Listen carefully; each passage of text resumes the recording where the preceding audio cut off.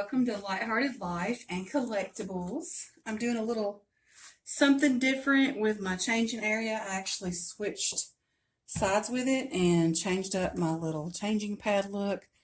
I have my little bear pad laying here. So I did have it on the floor like it was like a little bear rug, but we're going to try it up here, and I kind of rearrange things differently. I have my basket of items over on the other dresser. So I'm going to change baby Nico into, and he's a big boy, so it's kind of hard to even get him up here. So I'm going to come up with better changing arrangements for my bigger babies. So what I'm going to do is he's going to put on this little sleep and play. The brand name says Kissy Kissy. I got this at the consignment shop. Not this last time I went, but I got it at the consignment shop probably a year or so ago. Like, I buy things and put it up, especially when I see that it's a great deal. And then we're going to do these little booties. So I'm going to get him ready like he's going to sleep. The booties look like little tennis shoes. They're gray and white. So he's just going to be fixed up for that, and we're going to pose him with his little bottle. So that's what we're going to do. I wanted to do this video because I wanted to do a story time for Lori. And I will link her channel in the description, and I will also link it in my pinned comment that has my scene setter in it, so that it makes it easily accessible to anyone who may need access to it. So yeah, I've had a great weekend. I have been enjoying Nico so much. So all kinds of cute little pictures and videos. I've been enjoying TikTok. We are on TikTok. I will have that linked below as well in the pinned comment, as well as the description. But I've just been having a lot of fun with this new baby. He is scrumptious. Now, he is a 23-inch baby, but he's on the, I don't know, like his body seems smaller. My Tori kit that I used to have, Rhiannon, which she's going to be coming back in my nursery just as a different doll sculpt. So the character of Rhiannon will be back. But she was a 23-inch baby, or she was supposed to be. But I had her put on a Grant body because I did not like the jointed body that came with the Tori sculpt. So in doing that, it made her bigger and made her appear to be a little bit older. So when I got him, I mean, even though he is a big baby, don't get me wrong, he is not little. Look at them big chunky thighs. He is smaller actually than I thought he would be. Let's see, what kind of diaper do we want to put on you? Let's see if this blue chevron cloth diaper will fit. We're going to take the disposable one off. So anyways, I wanted to do a story time for Lori. So Lori she tells these little stories about things that happened when, when she was a child and all that. And I think that's so fun, and maybe we can make this a trend, and we can all call it Story Time for Lori. Stories for Lori. There we go. So, oh gosh. I don't think this one's going to be big enough. It might.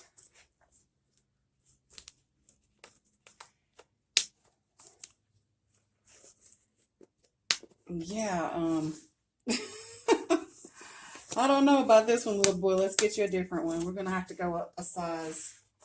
I thought this one looked big enough.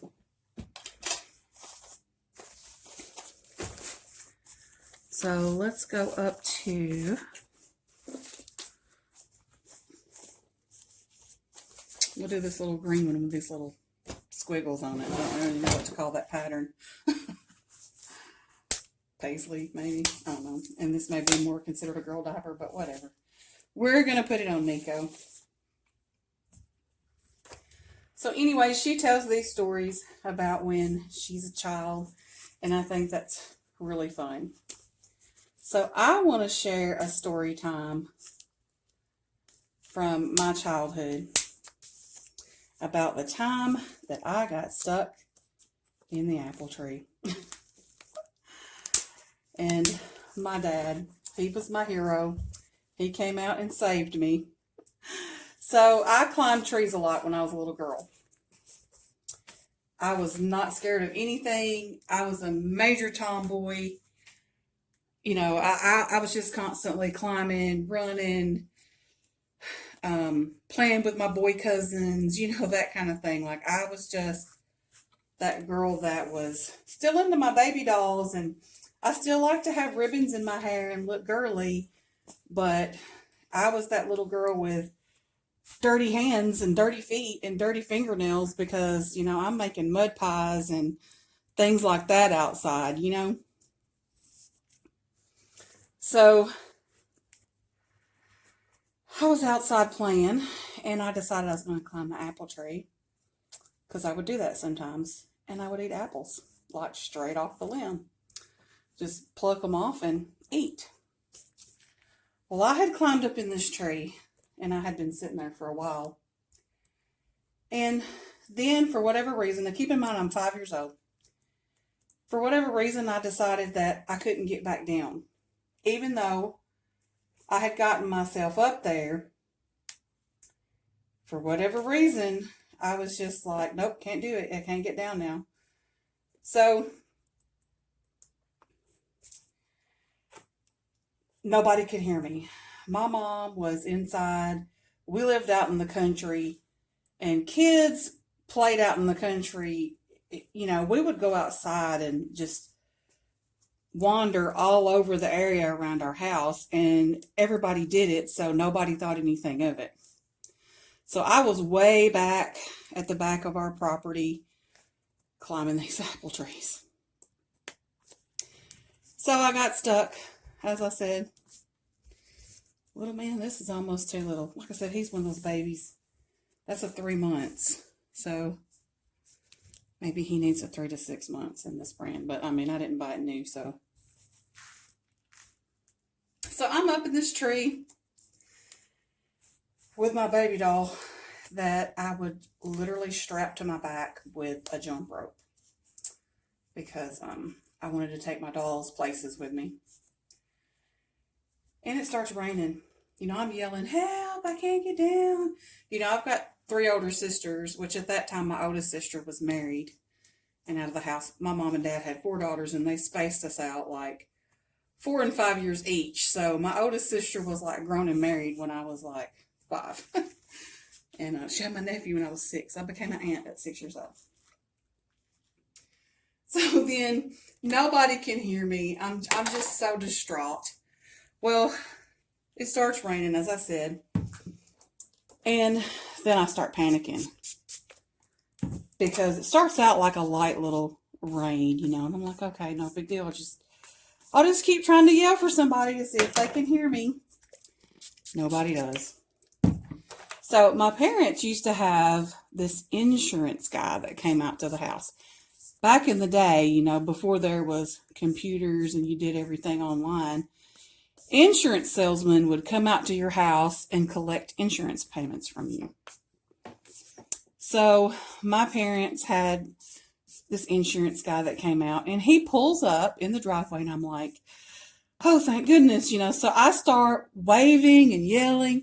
Well, he notices, he hears me, and he waves at me and then walks on in the house. And at this point, I'm like, you know, as an adult now, I'm thinking about, like, why would you just wave at a child that's in a tree when it's starting to rain? You know, and I was clearly saying help. Maybe he just couldn't understand what I was saying. I think I was saying, like, help, I'm stuck or whatever. So he just waves at me, goes in the house, collects his insurance payment, and comes back out and gets in his car. So by this time, I'm so distraught. Like, really, really distraught.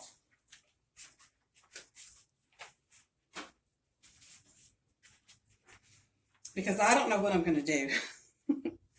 Let's give him this little elephant lovey. I don't know what I'm going to do because I am just stuck in this tree. So finally, my dad comes home, but by this time, it's like he's coming home from work. By this time, it is like blowing up this huge storm. It's thundering, it's lightning, and it's like a monsoon is falling down from the heavens, you know. So I'm crying. I'm like boohoo crying at this point. I'm not even saying help me anything. I'm just in the tree like, oh, they've abandoned me. You know, that's what I'm thinking.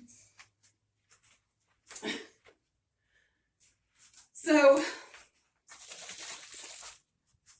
they start to notice that I'm not in the house. Because, you know, I guess when you got 4 kids, if one's missing for a little bit, it's kind of hard to figure it out for a while. Especially back in the day when kids played outside. But I mean, it was raining. I should have been in the house. Maybe my mom thought I was in my bedroom, and I think that's what she said. I'm giving this little blue bottle here, a little retro looking bottle. I believe that is what she said. She said she thought that I was in my bedroom. So my dad comes in and they're setting the table for supper because that was like our routine thing that we did. Daddy came home and it was time to eat and Mama had everything ready. And yeah, they notice I'm not in the house. So they're searching for me. Well, my dad comes out the back door and he yells my name and I get his attention and he comes running out there getting soaking wet in the rain to where I'm at in this apple tree. And I'm so afraid to jump down. And I'm sure it looked a lot higher to me as a 5-year-old than it really was. But I can just remember like my dad just being like this knight in shining armor, you know. He got up under the tree and he was telling me to jump because he couldn't climb the tree. So he told me to jump down to him. And I remember saying, no, I can't, I'll fall. And he said, no, baby, jump, I've got you. And so without even thinking another thought, I jumped. I jumped right off into his arms and he caught me, baby doll strapped to my back and all, and carried me in the house. And like that's a childhood memory that I'll always have with me. And I actually cherish that memory so much that later on in life, when my dad got old and feeble and he wasn't that big, robust, 6'1" man who, you know, in my eyes could do anything. Like there was nothing my daddy couldn't do. You know, he got old and feeble and I was taking care of him. And one day I was helping him to sit into his chair and we were looking to buy him a lift chair.